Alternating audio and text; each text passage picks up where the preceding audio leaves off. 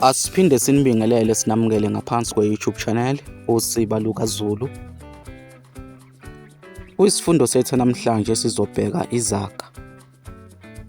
Ake sihambe-ke sithathe izaga ezimbalwa ebese sibheka nezincazelo zakhona. Isaga sokuqala-ke sizosithatha isaga esithi ulibambe lingashoni. Lesi simo-ke sokukhuluma sisuke sisongela kumuntu osuke konile ukuthi sazohlangana uyiphimiselele athole isijeziso sakhe. Isaga sesibili-ke sizosibheka isaga esithi ukubhekwa isambane. Lesi simo-ke sokukhuluma sona sisho ukuba nebhadi noma ukuba neshwa.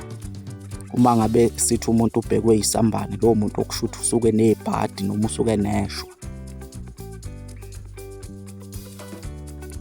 Isaga sesithathu-ke sizosibheka isaga esithi ukushaywa ngemfa iphindiwe.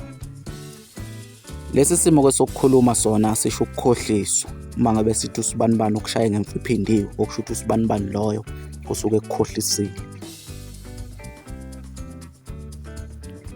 Isaga sesine-ke sizosithatha isaga esithi yawuchitha umuthi inkonyane.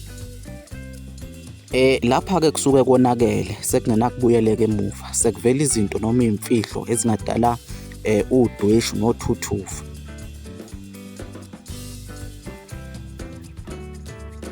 Isaga sokugcina-ke sizosithatha isaga esithi zifa ngamvunye. Lesi simo-ke sokukhuluma sona sisho ukuthi ukwenza kabi komuntu oyedwa kubangela ukuba kuhlupheke noma kujeziswe abaningi nabangenzanga lutho bagcine sebemandakanyeka.